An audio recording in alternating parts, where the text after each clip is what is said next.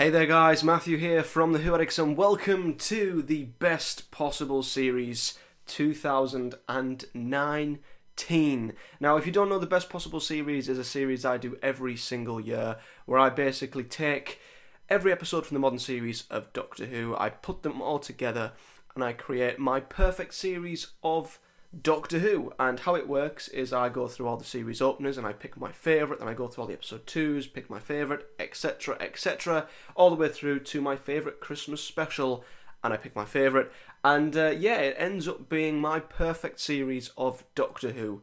And I do this every single year because, of course, when we have a brand new series of Doctor Who, it's always interesting to see what episodes from that series might make it in to the Best Possible Series. And, of course, today I'm going to be looking through all the episodes from Series 11 and matching them up with my current Best Possible Series to see if any of them episodes are good enough to make it in. So, before we start, let's have a look at what my Best Possible Series was this time last year. So as you can see, my favourite series opener was Deep Breath. That was followed by The Fires of Pompeii, Gridlock, The Girl in the Fireplace, The Angels Take Manhattan, Dalek, A Good Man Goes to War, Mummy and the Orient Express, Flatline, Blink, Heaven Sent, The Doctor Falls, The Parting of the Ways, and my favourite Christmas special is The Voyage of the Damned. So now let's go through every single episode from the Best Possible Series and see which episodes from Series 11 or what other episodes from other series might have become my favourite. So let's start off with The Woman Who Fell to Earth. Now, The Woman Who Fell to Earth was a pretty solid series opener for me. I enjoyed it quite a bit. I do remember, because it was the first episode of a brand new series, we were a little bit more lenient on the pacing, and because it was a brand new style and era of Doctor Who. So looking back on it in hindsight, I still think it's a pretty good episode, but I think comparing it to other series openers, I do not think it will make it into my Best Possible Series. I think I will stick with Deep Breath. For me, it's an episode I've always just enjoyed.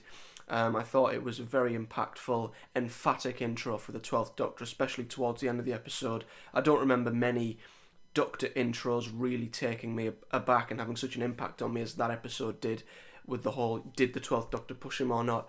I just thought the whole story looked fantastic, some great characters, and 12th Doctor really evolved through that story on its own, and especially at the end when, you know, Clara walks into the TARDIS and he introduces himself to her and the audience, it really shook me. It was a fantastic episode. I think other episodes that definitely are in contention, The 11th Hour, that came very close to being in there this year, and I think a lot of the Russell T Davies ones, I think a lot of his series openers were a little bit more laid back and comedic than some of the ones that we've had from Moffat and of course now from Chris Chibnall. But yeah, The One Who Fell to Earth does not make it into the Best Possible Series, and my favourite series opener remains to be Deep Breath. On to episode 2 now, and throughout the modern series, once again, the episode 2s seem to be always a little bit more comedic, a little bit more easygoing. You've got the likes of Smile in there, End of the World, you know, a few average episodes like the Shakespeare Code. So yeah, The Fires of Pompeii has always stood out to me as quite a strong episode too, and it's going up against The Ghost Monument from Series 11. And once again, and this was a running theme throughout the start of Series 11, a lot of episodes we were sort of giving a chance because, you know, we were getting used to how Doctor Who was being. And, you know, I thought The Ghost Monument was okay when I watched it, but looking back, it's a pretty dull episode. It's a little bit boring. It's very, very slow. There's not much content in there, really. And it's not all that memorable. I think the only thing I really remember about The Ghost Monument is the scene at the end when the Doctor is reunited with the TARDIS, which was a beautiful scene, beautifully shot. I thought, you know, it was the first time I'd really seen the 13th Doctor and was wowed by her. So yeah, The Ghost Monument's not going to make it into the Best Possible Series. It's just not that memorable and not one that I'd dive to rewatch, and it's definitely not better than The Fires of Pompeii, which for me stood out because, you know, that early in the series it was a story that really established itself as one of the strongest in that series, seeing the Doctor being put in one of them vintage positions where, you know, he's got the choice to save, you know, an entire city if he wants to, but because it's a fixed point he can't, but he still saves a family anyway. I think some of the scenes between the 10th Doctor and Donna especially were amazing, so it will take something special to topple The Fires of Pompeii, and that remains to be my favourite episode too. Now episode 3, of course, I had Gridlock, and it's going up against Rosa. Now, when I asked a lot of people on Twitter whether they thought any episodes from Series 11 would make it into the best possible series, a lot of people said that Rosa would be a contender, and it certainly is. Rosa was the first episode of Series 11 that I really enjoyed and actually bothered to rewatch. I'm a sucker for historical episodes, and it was a very, very strong one. I thought throughout the production it looked fantastic. Some of the scenes with the racism, it really shocked me, but in a good way as a viewer. You know, it educated me as well. And at the end, you know, one of the most beautiful scenes that I think we've had in modern Doctor Who, when Rosa took a seat on the bus and you've got the Doctor and her companions having to stay still, a little bit like the Fires of Pompeii. The Doctor's stuck in a fixed point, can't really do anything to help the characters, and in the end they become a part of it, which yeah, it was a really, really great episode, was Rosa. It's going up against Gridlock, which, you know, I love Gridlock. It's a very underrated episode in my opinion. It's a little gem in Series 3. I think it's just a lovely little story with some really nice scenes. But Gridlock will no longer be my favourite episode 3, but neither will Rosa, because I've opted to go with School Reunion, which isn't, maybe it's just nostalgia, maybe it's taking me back to when I was a kid, but when I look back through, and I believe School Reunion was my favourite episode 3 the year before, or Gridlock was put there. I think Gridlock replaced School Reunion, but I'm putting School Reunion back in there. I thought it was an amazing episode, so many great characters. You've got the Dr. Rose, Mickey, Sarah Jane comes back, you've got K9. I thought the Krillitane were one of the most underrated villains. I thought they were fantastic. Anthony Head's performance was amazing. And as a kid, the setting of a school really sort of resonated with me. And it's a story that stuck with me, and it's one that I always really, really love. Trust me, it was very, very close between Rosa and School Reunion. And I thought, you know, just because, you know, Series 11 is the most recent series, should I put Rosa in there? But I thought, no, putting the two episodes together, you know, maybe Rosa didn't have the strongest of villains with Krasko. He wasn't that great. So, yeah, School Reunion just pips Rosa to being my favourite episode 3. Episode 4 is a difficult one when it comes to the best possible series, because in a lot of the series, it's the first part of a two-parter. And it's always difficult to put the first part of a two-part episode in there, because it's normally setting up the story. You know, the big, emphatic, memorable scenes normally come in the second part. So I did have The Girl in the Fireplace in there, which, as we all know, is one of the best episodes of the modern series. And let's be honest, it's going up against Arachnids in the UK, which was not great at all. Arachnids, you know, the only thing I can really take from that episode was how creepy the spiders were, but I think the more you rewatch that episode, the more you become conditioned to what they look like, and I think the more we rewatch Arachnids, the worse it will get, and the only things I liked about that episode will gradually fade away. I thought some of the characters in it, the guy who was trying to be like a Donald Trump, you know, character, he was not great at all, and as much as I don't want to get involved in the whole Doctor Who PC argument, you know, there were a few lines in there that were digs at America and trying to, you know, portray a Donald Trump. I don't know what Chibnall was trying to achieve with that, but I didn't really enjoy it as an episode. And yeah, the conclusion to that episode, it wasn't a conclusion really. There was still a lot of question marks over other spiders that perhaps had gotten somewhere else in the country, other hotels, what happened to them. You know, there were other spiders perhaps in Graham's apartment. You know, a few unanswered questions, too many loose ends. Not a great episode. And it's not got a patch on The Girl in the Fireplace. The only episode that I think come close was The Doctor's Wife, which, yeah, is slightly overrated, but still very, very good. But The Girl in the Fireplace, just as an all-round timey-wimey, but also sort of love story, it was amazing, and it will take something special to come close to either that or The Doctor's Wife. So, yeah, The Girl in the Fireplace remains my favourite episode 4. Episode 5, like I said, it's either the end of a two-parter or the start of a two-parter, depending on what series you are watching, but I currently have The Angels Take Manhattan, and looking through the list of episodes 5, they're not really that strong across the board, especially when you get to series 9, 10, and most likely 11, because of course it's going up against the Saranga Conundrum, which, yeah, was absolutely dreadful. It's one of the most unwatchable, unbearable, boring, dull, just infuriating and jarring episodes that I've ever seen in Doctor Who. And let me be honest with you, it's a very strong contender for the worst possible series, which will be coming later this week. So, not in a cat and hell's chance is that getting anywhere near the best possible series. And to be honest, not many other episodes could either, so I'm sticking with The Angels Take Manhattan. Yes, it sometimes gets questioned for its plot holes, but I thought the way that the Angel story ran parallel with the book that Melody had written, I thought that was great. The Angels are always amazing for me, my favourite Doctor Who villain. And the ending with the Ponds obviously sacrificing themselves, but then getting stolen away anyway, with Amy making that big emotional choice to go with Rory and not the Doctor.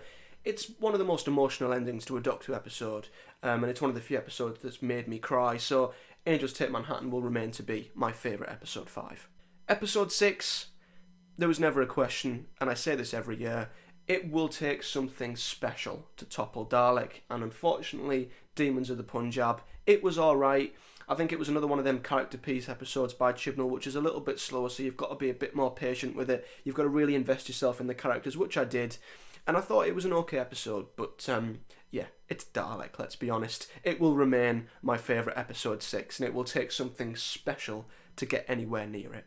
Now, episode 7 was a bit of an interesting one, because I currently have A Good Man Goes to War, and in Series 11 we had Kablam, which is one of the standout episodes from Series 11. I think we can all agree it was a very, very good episode. The first time I think an episode felt like sort of classic Doctor Who in a way, or retro Doctor Who, when the Doctor and her companions just land in a place, they're faced with a few suspicious things and they investigate, and it leads them further and further into discovering creepy monsters, you know, a twist at the end with I think Charlie was his name, becoming the villain.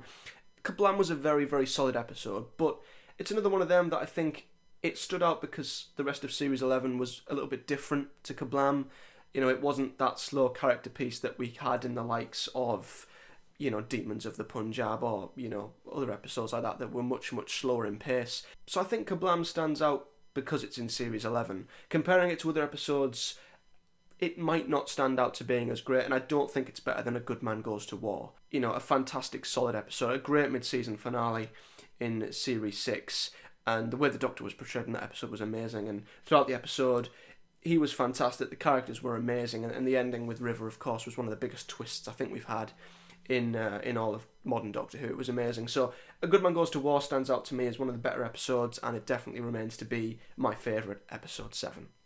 Episode 8 now, and of course I currently have Mummy on the Orient Express as my favourite episode 8, and it's going up against The Witchfinders, which again was another solid episode from Series 11, but I think we can see an ongoing theme here. A lot of solid episodes, but they're not episodes that really make your jaw drop, really stand out to being, you know, not just good but great. And yeah, The Witchfinders, it's a good watch, but it's not going to blow your mind. It's not going to be one that you dive to rewatch, not for me anyway, so it will not be becoming my favourite episode 8. I thought the Doctor had a very strong episode and a strong performance in this, but the villain, the Morlachs, was it? I think, you know, sort of took me out the episode at the end, and the big conclusion sort of fell flat on its face for me. Going up against Mummy on the Orient Express, which I always look back as the episode that really solidified the 12th Doctor for me. He was amazing. The Mummy was a great villain, and I loved the setting of the train. I thought it was very claustrophobic, and I really liked the Mummy, how you couldn't see it unless it was killing you and there was nowhere you could escape it. It was a great, you know, concept from Jamie Matheson. But I have replaced Mummy on the Orient Express, not with The Witchfinders, but with Father's Day, which I do believe, a little bit like with School Reunion, was my favourite episode, you know, of its type, you know, a couple of years ago, and it's went back out and it's come back in again. And I'm going to put Father's Day back there because it is just an amazing all-round episode. You know, it's the first episode in Series 11 which really goes a little bit in Series 1 that goes a little bit timey-wimey. It's revolved around Rose and her dad, and I guess it sort of helps that I've recently rewatched Father's Day not too long ago, but it is such a great episode, revolving around, you know, you stand on a butterfly in the past, it completely changes the future, and it highlighted the importance of one single solitary man being Pete Tyler, and especially towards the end when he had to, you know, he realised gradually throughout the episode who Rose was and what was happening, and he had to sacrifice himself at the end. Just a very unbelievably strong Doctor Who episode. You know, it's one of them episodes, or one of them pieces of television that only Doctor Who can really nail. So yeah, it's very good, and it will remain to be. Sorry, it will replace Mummy on the Orient Express and will become once again my favourite episode 8. Episode 9, and we have Flatline currently, which is going up against It Takes You Away, which is an episode that I sort of appreciate a little bit more the more I think about it. I think the whole frog thing, just sort of put me off massively when I rewatched it and originally reviewed it. And, I'm seeing more and more positive reviews on It Takes You Away, and, looking back on it, hindsight's a wonderful thing. And I think, looking back on It Takes You Away, it's a pretty good episode. It's one that I think is okay. But once again, it doesn't stand out to being the next level of amazing. And it's going up against, like I said, Flatline. And when I was looking through the episode 9s, there wasn't the strongest of lineups. And looking back on Flatline, it's a good episode, but I can't really think, and I'm not sure what I said a year ago on it, but I don't know if it's just dropped off, in my opinion and in my mind. Maybe I need to rewatch it. Great concept and everything, with, the TARDIS shrinking and Clara having to investigate. I thought the villains in that episode, were very unique and very, very scary, and, I thought they were great. But, Clara centering around the episode, taking the lead, she's not one of my favourite companions. Maybe that puts me off a little bit. And some of the side cast I don't think were that memorable either. Riggsy was one of the standouts, I think, from that episode. It's still good, but I think you've got the gist that Flatline is not, or is no longer, my favourite episode 9. And I'm going to give it to The Empty Child. Like I said earlier, it's very hard to put the first or second part of a two-parter in something like the best possible series, because you feel like if you put the first part in, you need to put the second part in. But if the second part comes up against something else in another series which is spectacular, it's a little bit weird. But I'm going to put The Empty Child in there because, take out the Doctor Dancers follows it, and it's a two-part. I think just if you watch The Empty Child, it's the debut of Captain Jack. It's one of the scariest, sinister, intense episodes of Doctor Who, set in the World War. The kid with the gas mask and the transformation scene where Dr. Constantine turns into one of the gas mask zombies. It's amazing Doctor Who. And the cliffhanger where the Dr. Jack and Rose are backed up against, a wall when they've got hundreds of gas mask zombies coming towards them. It's one of the best cliffhangers as well. And yeah, The Empty Child I think definitely deserves to be in there. So it will take the place of Flatline and become my favourite episode 9. So, episode 10. And the weird thing about the best possible series, obviously, is when it was created, it obviously had 13 episodes and a Christmas special. And as time goes on, I think, was Series 7 the last series to have 13 episodes? So since then, we've only had 12, and now we've only had 10. So there's only one spot left up for grabs for a Series 11 episode to make it in. And that is the Battle of Ranskoor Av Kalos. And as you all know, I found this finale very disappointing. As an episode of Doctor Who, it's okay, it's solid, it's decent, but it's nowhere near a finale. Tim Shaw was nowhere near credible enough to be, a finale villain, or, some people argue that Resolution's now the series finale, but I still class the Battle of Ranskoor Av Kalos as the finale, because if you look at it from a logistical point of view, if Resolution was the finale, it would be a part of the Series 11 DVD and steelbook and box set, but it isn't. So I'm classing this as the finale, and it wasn't a very good one. And it will not be getting anywhere near my best possible series, because if you look at some of the episode 10s that it's coming up against, you've got Blink, you've got Midnight, you've got some incredible Face the Raven, you've got some amazing episode 10s to go up against. It's probably the strongest lineup, and I think I had one of my most difficult decisions choosing which episodes that this was going to, which episode 10 I was going to pick. But I've stuck with Blink, because it was the debut of my favourite villain. It was very, very strong for a Doctor Light episode, which proves how good the sidecast were. And it was just one of them perfect episodes where the whole timey-wimey thing just worked. And I think it was one of the episodes that maybe got Stephen Moffat the showrunner's job. It just stands out as one of the best episodes ever for me. Blink, it's just so scary, so clever, so brilliant. And it, like I said, it had competition from some very, very good episodes, but it certainly wasn't going to be the Battle of Ranskoor Av Kalos. So Blink will remain to be my favourite episode 10. Episode 11 now, and once again, it's another very, very strong lineup of episodes. Now, you've got to take Series 11 out of the conversation now. Series 11 has gone. And I wasn't going to count Resolution as an episode 11 or a Christmas special. It's a very hard episode to squeeze in, but, if I really wanted to, I could have put the series, 2009 specials in there, because my favourite episode ever, The Waters of Mars, is in the specials, but I just can't squeeze it into my best possible series. So episode 11, we're going to have to just do it as we have been. And I currently have Heaven Sent as my favourite episode 11, which, as we all know, is a very, very strong episode. Peter Capaldi's best performance. It was just so clever and unique. You know, very, very creepy as well, with the veil, which was obviously stalking him at every turn. And it was just the physical and mental toll that it took on the 12th Doctor in that episode. It was brilliant. But you've also got other episodes in there. You've got Turn Left in there. You've got some other fantastic episodes, 11s in there, which I can't quite remember off the top of my head. But I'm going to change my mind, and I'm going to take Heaven Sent out and replace it with Turn Left. Which, yeah, I love Turn Left so very much. And it, like I said with Father's Day, it's an episode that only Doctor Who can do. And taking the Doctor out of this universe and leaving it down to the companion to just make that one tiny decision to turn left or turn right. It is once again, it just shows what one tiny decision and the impact that can have on everything. And yes, in Father's Day it showed what one man meant to the universe, but in this it shows what the Doctor meant to the universe, with Donna deciding to just not meet him and turn, in a different direction. And to see the impact that it made, it went back and referenced so many other episodes. It referenced what happened on Christmas Day with the Rachnos. It referenced what happened to Torchwood, Sarah Jane. It was a real eye-opener to how things might have been in an alternative universe without the 10th Doctor. It was just such a great insight, such a clever episode, and I think it's one of them episodes that you can't really do again. You can't do this sort of episode again without it being compared to or being called a copy of Turn Left. So, yeah. A great episode showing what the Doctor, the importance of him, a great character piece for Donna, a great return for Rose, and it had an amazing cliffhanger with them returning, with the Doctor realising that Rose was back, but that was not good news.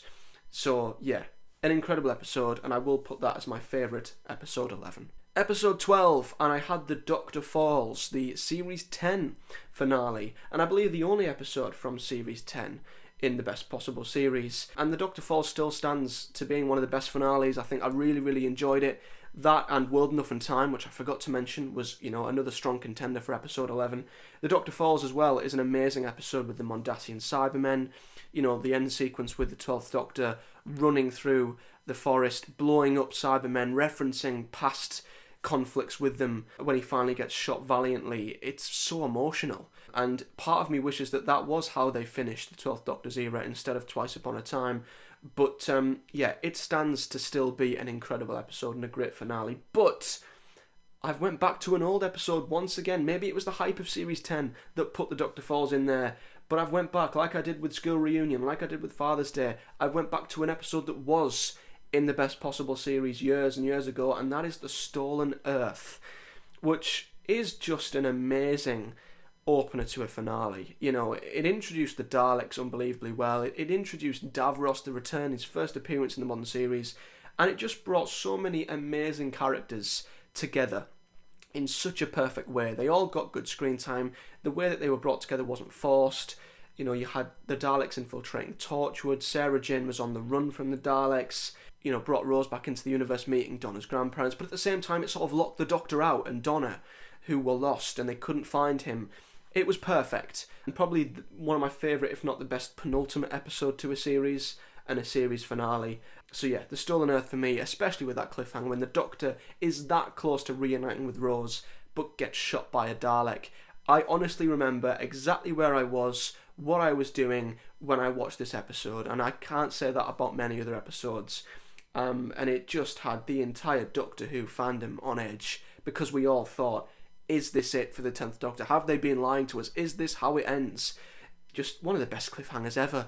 So it will definitely take its part proudly back in as my favourite episode 12. Episode 13, another difficult one because you can only go with episodes that were pre-2013 or pre-2014, because there weren't that many series finales that obviously have went up to episode 13 since, with only 12 episodes in series 8, 9, 10, and only 10 episodes in series 11. So I did have Parting of the Ways as my favourite series finale, and as you can imagine, all of Russell's series finales and The Big Bang from Stephen Moffat's era, and you could argue Name of the Doctor as well, they're all very, very good series finales, but series finales have got to be good. They've got to have that certain level of stakes and threat and intensity, and with a great villain. That's where Series 11 faltered.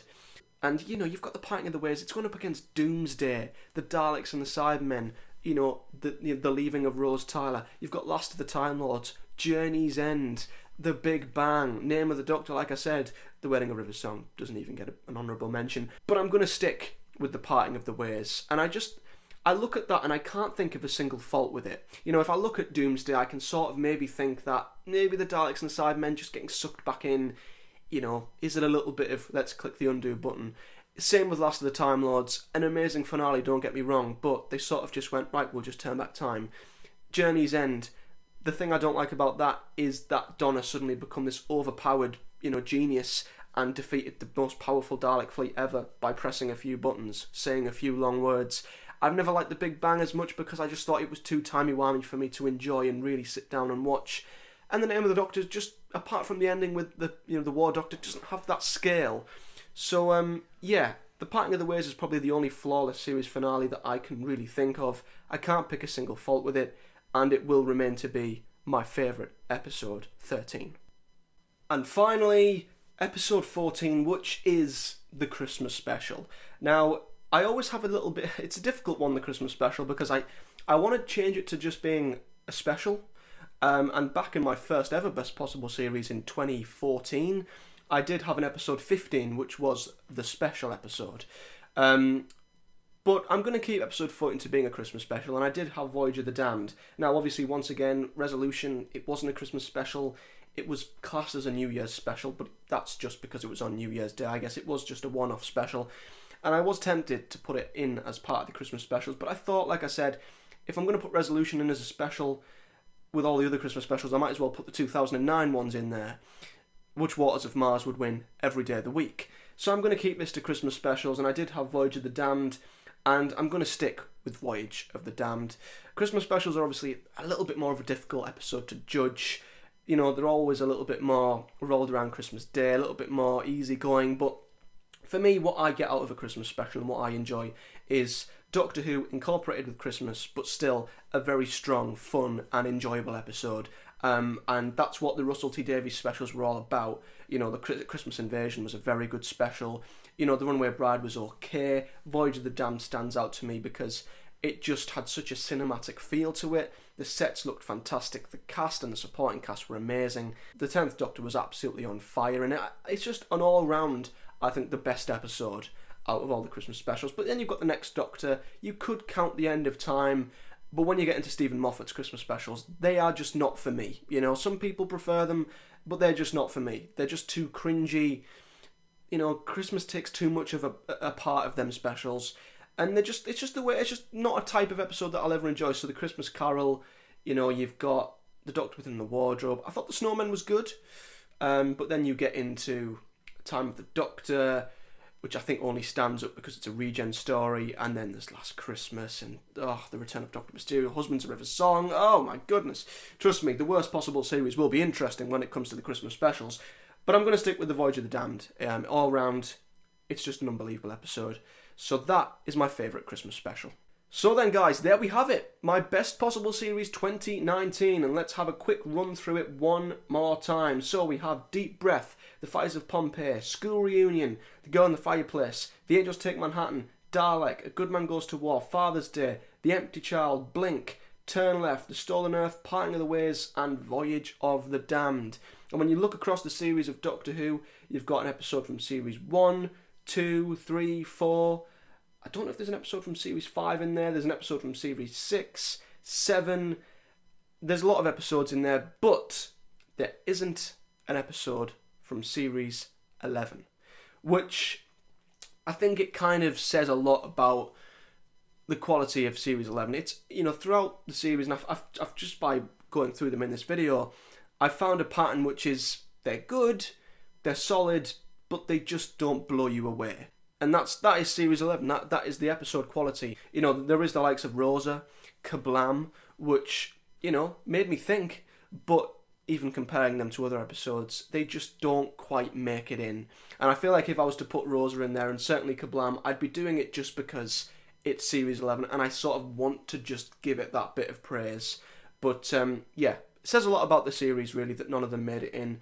And we've also got no episode from Series 10. The only episode from Series 10 is no longer in there. And I think Heaven Sent might have been the only episode from Series 9 as well. So, yeah, no Series 9, 10, or 11 in there. And maybe no Series 8 either. So, yeah, the quality of the show has certainly taken a bit of a dip in the last couple of years. So, yeah, that's my best possible series 2019. Unfortunately, because there's no Doctor Who this year, there won't be a best possible series until Series 12 has come and gone, whenever that may be. But do not worry, because the worst possible series will be coming in a couple of days' time, which is where I do exactly the same, except I pick the worst episode and create possibly the worst marathon of Doctor Who. If you were to put me in a torture chamber, you just need to show me my worst possible series, and it would be the end of me. So it's always a fun video, and it'll be interesting to see if any episodes from Series 11 make it into the worst possible series. As I said, you'll find that out in a couple of days' time. But until then, thank you very much for watching this video, guys. Do give it a like if you've enjoyed it. Do subscribe to The Whoetics for much more Doctor Who content to come. And please do comment below your best possible series. It will be very interesting to see what episodes you pick. And if there's any other YouTubers who are watching, feel free to give this a go yourself and to do your own best possible series. I'd be very interested to see what yours would be. As I've said, you can follow us across all of social media. We're on Facebook, Twitter, Instagram, you name it. And if you want to donate to the channel, we do have a Patreon page as well. But until next time, guys, thank you very much for watching. I will see you for the worst possible series in a few days' time. So until then, take care. See you next time.